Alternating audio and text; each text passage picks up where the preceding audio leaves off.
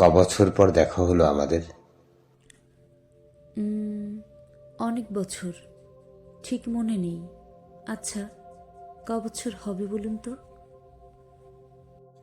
15 বছর 2 মাস 17 দিন। এ মা, দিনক্ষণ এরকম মুখস্থ রেখেছেন? না রেখে উপায় কি বলো? এই একটা কাজ আমি বেশ পারি, মনে রাখা। আচ্ছা, আর কি কি মনে রেখেছেন? পরীক্ষা নিতে চাইছো? না না, ছি, এমনি বললাম। জানি আপনার স্মরণ শক্তি বরাবর ভালো ছিল। কি ভালো স্টুডেন্ট ছিলেন, বাবা এখনো বলে।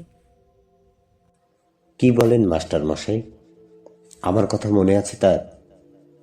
তোমার বেনির ফিতে খুলে দিয়েছিলাম বলে তোমার সে কি বিশ্রী কান্না! অমনি তোমার বাবা কোথা থেকে লাঠি হাতে তেড়ে এলেন, সেই যে পালালাম। বিশ্রী কান্না আবার কি? আপনি বড্ড জ্বালাতেন আমায়। ঠিক করেছিল বাবা, ভালো হতো ওই দিন কঘা পিঠে পড়লে। হাসছ? হাসব না বলছেন? হাসো, না করব না। আমার অপমানের কথায় তাও তো ওই মুখের হাসি দেখতে পেলাম। দেখি, একটু এদিক ফিরে হাসো তো। কেন? টোলটা কি আগের মতোই আছে? বরের নিশ্চয়ই ওইখানেই মন পড়ে থাকে। না, তার এত সময় কোথায়? যার সময় ছিল সে তো পালালো। তুমি কি চেয়েছিলে কেউ থাকুক? যাই কাজলদা, ছেলের স্কুল ছুটি হবে একটু বাদেই। পালাচ্ছ? আমি পালালেই দোষ?